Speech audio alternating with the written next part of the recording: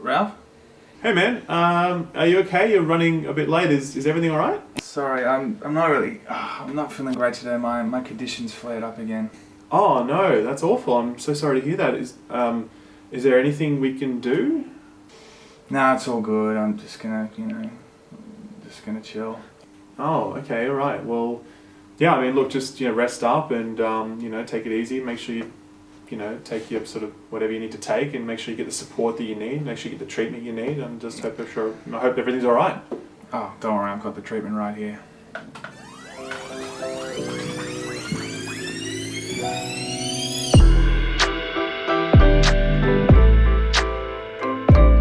Okay, let's begin with some ground rules. Yeah. Firstly, mental health. Not cool. Not cool. Oh no, sorry, not cool. What he means to say is that it's not a laughing serious matter. issue. That's what I'm saying. Okay, we get it. Right, we're not making fun of Exactly mental right. health. We get that. We're not making light of mental health. We understand that's a very important issue. And if you've got issues yourself, or you know someone else, make sure you sort that out yourself, or you help someone else. Sure. But at the same time, the World Health. I said the same thing. But at the same time, the World Health. But at the same time, the world. Oh my god! I know. But at the same time, the world. But at the same time, the World Health Organization just declared gaming disorder to be a real thing, and if you don't expect the Laymen to make some jokes about that, then you haven't been tuning in, ladies and Exactly gentlemen. right. You haven't You've been been paying warned. attention, So here's the deal, right? World Health Organization has been toying with the idea. We'll call it WHO. Let's call it the WHO. They have been the WHO. The WHO. So they have been toying with the idea of declaring gaming disorder an officially recognized disorder for some time now. They've been hinting at it. It's been going on. Yeah, we've seen some things, articles being written about it, but I really didn't think it was going to get to this point personally. I wasn't sure if they were really going to declare that it was actually going to be a disorder, because I thought that it was going to be one of those things they talk about, then it sits, back on the shelf, and then they talk about other things. But it looks like today it's official, people. It is now official. It is a disorder in the World Health Organization. Got it. Didn't need to say who. Let's read the official text. Gaming disorder is defined in the 11th revision of the International Classification of Diseases, the ICD-11, as a pattern of gaming behavior, digital gaming or video gaming, characterized by impaired control over gaming, increased priority given to gaming over other activities to the extent that gaming takes precedence over other interests and daily activities, and continuation or escalation of gaming despite the occurrence of negative consequences. For gaming disorder to be diagnosed, the behavior pattern must be of sufficient severity to result in significant impairment in personal, family, social, educational, occupation, or other important areas of functioning, and would normally have been evident for at least the last 12 months. So basically, my life. Yeah, I was going to say, my life. Ralph played a hell of a lot of World of Warcraft when he was in college, by the way. We saying college? Well, we say uni, but we just thought, American audience, college, everyone. We'll just do it. So that's the official text there. A few important things to note. Firstly, it's not like everyone has gaming disorder if you play a lot of video games. It really is people who let many parts of their life break down and still continue to play lots of video games, and it's over a prolonged period of time. So it's not like the new COD comes out and you play it for like a week on the couch. WoW Classic or something. A WoW Classic, you know what I mean? But it also says here, sufficient severity. That WoW Classic man.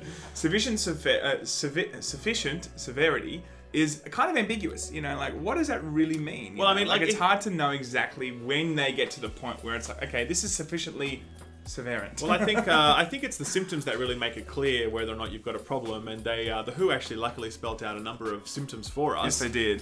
They include excessive consumption of Doritos, supplementing all fluids for no water, Dew. just Mountain Dew. Just Mountain Dew. Also includes the increased sexual prowess and boasting on Xbox Live about people's mothers and what you've done with them. Correct. That also is a thing, everybody. And finally, they point to an inexplicable and sudden urge to hate Epic Games. Sure, of course. But that's pretty. I think we've all got that disorder. Then, exactly really. right. So no, but they didn't actually provide a clear list of symptoms, but they do leave it ambiguous with regards to what is severe impairment of your life. But pharmaceutical companies, man, they're already working on some solutions. Okay, we've actually got an early ad that they're going to be releasing. Finding it hard to get him up? Ah! Is he too busy playing Splosion Man to be your Splosion Man? Is he giving you excuses like it usually doesn't take this long to finish?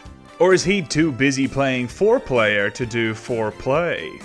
then your partner might be suffering from ED, electronic dysfunction. Our new formula stops them having those embarrassing moments and not being able to get off. Alex, Mom says time to get off. No! After 2 weeks, he'll know the second meaning of Fortnite while being a solid snake in the bedroom. I had no idea you were so feminine. Then you can enjoy Super Meat Boy together. Call us today. So that pill actually in most countries is going to be about $3 or $4 per pill. In America, of course, that'll be $3,000 per pill. So just Maybe even FYI. 5,000. It could Who be, knows? yeah. So I know a lot of people at this point are thinking, this is bullshit. And I get you. I feel where you're coming from. But let's talk it out first. I personally don't feel like I that. know, we're but going to sure. come to that. Just settle down. We'll get there. Let's talk about why this has happened. Now, I think this sort of has happened. It exists at two levels in terms of the causes for the WHO making this decision. There are certainly the anecdotal examples of people doing really fucked up shit with regards to video games. So, for example, in China, you know, some people sold their kids so they could buy in-game items. That's They must a have true been story. damn good items. Wow, Sam. Well, that's probably the line that you cross. So there's also plenty of examples of people who sort of like who have children and they don't really raise them properly. They don't take care of them. They leave them malnourished. Sure. Recently in Korea, a child died because their parents were at the web cafe all the time doing that. The webcam, someone's at a web cafe, they literally died there playing games for they like, what, sat 40 there hours or 30 something. or 40 hours, and they just dropped dead at the table. So there are those anecdotal examples that are like the 0.0000001%. And Rouse played 40 hours, by the way, able to walk up in have, one sitting, and I so he lived. must be superhuman. Thank I don't know how he you, didn't die. Red But Bull. anyway. So there are those examples that the media points to and that everyone kind of talks about like Sure. that's it.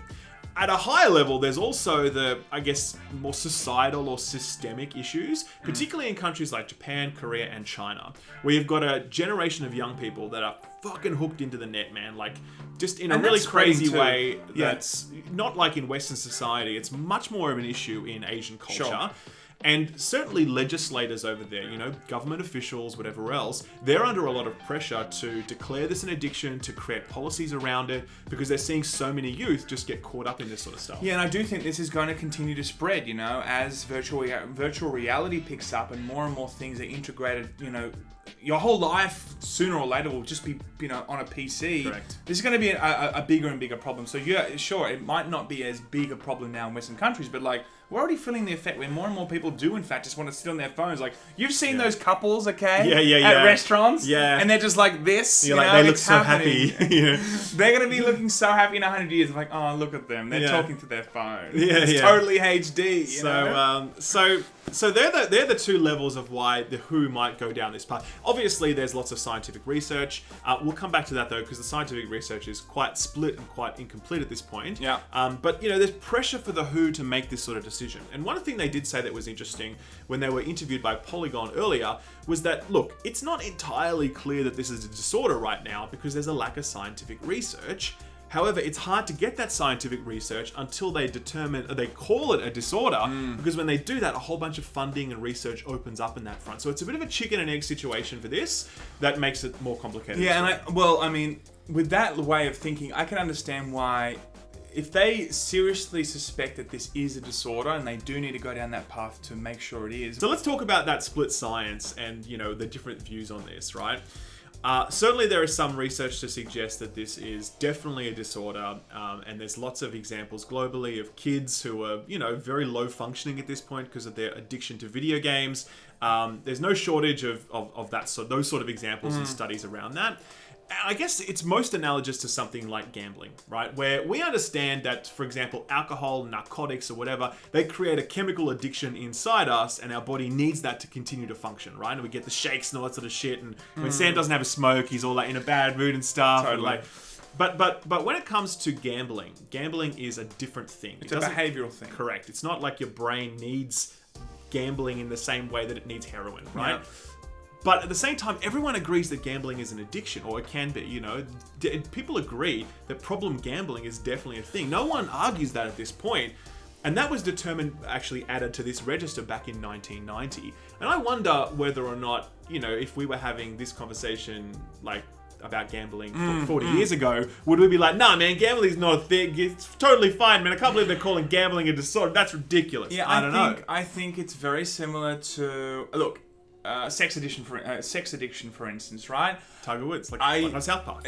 You're really just looking for a dopamine. The body gets into such a state where it really looks for those dopamine hits, and it's turning to sex as the way that it wants to get that kind of escape. And what I'm saying is, gaming, I think, can also have a very similar effect where it can give you huge dopamine hits. It can give you a way to escape. It can give you a pleasure, in a very condensed, strong way that it becomes a way in which that you want to escape from things. And I think that gaming addiction, personally, is definitely something they need to explore and make sure that they do the research to make sure that it is conclusive. Well, there's obviously, psychologists that feel differently on this. They don't agree with this determination. For example, Anthony Bean, he knows about this. He's a psychologist, works in this space. He was interviewed by Polygon earlier. He said, in the whole field of video game addiction, Bean told Polygon, using air quotes for emphasis, the incidence range all the way from 0.8% all the way to 50% of the gaming population, depending on which study you look at. That means that in a group of 100 self-described gamers, anywhere from less than 1 to half of them could be classified as having an addiction. To Bean and his co-authors, that's not evidence of a new type of disorder, it's evidence of bad science. Bean and his co-authors argue that creating such a broad and opaque definition of gaming addiction, psychologists have summarily dismissed an entire hobby as destructive. Okay, sure. So I understand that, and I get where that's going. Like, sure, I think that if they're at the starting point of just figuring out exactly how to diagnose and how to characterize what this is, fine. It's going to be a process, and right now, of course, it's just way over the mark in terms of what this addiction is. But in 10, 15, 20, 30 years, we're able to really understand, okay, X, Y, and Z shows that, for example, someone that's not, progressing in their career because they're playing games all the time, they're not taking care of their health, they're not being social, all this kind of stuff can be clear indicators of, like, do they have a problem, and are they using video games as the way to escape? Well, and this is the thing, right? Okay, here's what do we think about this, right? This is a personal. Me and hot Ralph take do not time. agree. Okay. Here we go. I definitely feel like there are issues in this space at the very, very, very fringes where you have those examples in, like China of people selling their kids. Now, do I think that's because of video games? I suspect those people are already pretty fucked up as it is, right? They got lots of problems that would lead them to make a decision like that, and I don't necessarily know that gaming disorder is what caused them to make those awful decisions. I do feel like there's an issue around people who choose to live in digital spaces and not face real problems in their lives. But I don't think that's specific to video games. I definitely think it's video games. I think it's just being online, like surfing the web. Social media is massive. Like all of that stuff. I think that there's a general aversion to facing problems in your life because you might have lots of challenges. You might have depression, social anxiety, whatever else. And online spaces feel safer, and you go in that direction, right? Do I think that that is gaming disorder? No, I think that's other things. And my concern with this is that and the same as this guy, you're mischaracterizing this, and it may stop you from treating those more core root issues, and rather you're going to have people just prescribing pills to their kids because they're playing too much Fortnite. Sure. And I reckon that's the worst case scenario that could come of this. I understand that might be the worst case scenario, but escapism is, look, I think addiction is quite complex, of course, but at the root of a lot of addiction, I think there's an escapist quality to it. And I think if people, that are on the side of being addictive personalities, right? There's a lot of people are. Gaming, alcohol, sex, drugs, whatever, right? I think that those things are of course going to be things that they grab onto, that they do to excess, drugs or alcohol or whatever. Gaming, I think, is a perfect example of something that people with addictive personalities, or people that want to escape from things, just like they would have done with alcohol, they will also do with gaming. So to say that alcohol is definitely an addiction, but then people playing 10 hours of gaming so they don't have to go outside because they're anxious or whatever, I think that doesn't. I think it's the same thing here. It's not. It's an escapist thing. If you were to say gambling, I'd agree with you. But alcohol is a chemical addiction, right? But that starts with a fundamental internal problem that has to manifest into the physical. That's not the case. A lot of the time. Not all the time, but what I'm saying is a lot of addictions manifest from the internal and manifest into the physical. And I think that gaming is a perfect example of that. You want to play little games because X, Y, and Z reasons, and that becomes an addiction for you because you are again, escaping. It's an escapist thing.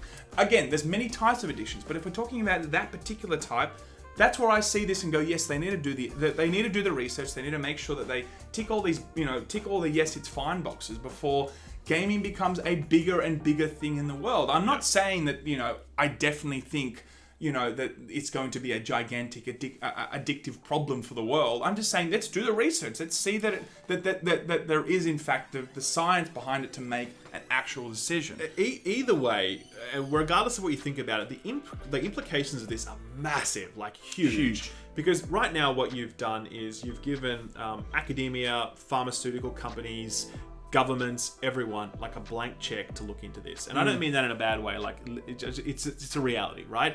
Everyone is going to be wanting to explore this further. A lot of funding is going to open up.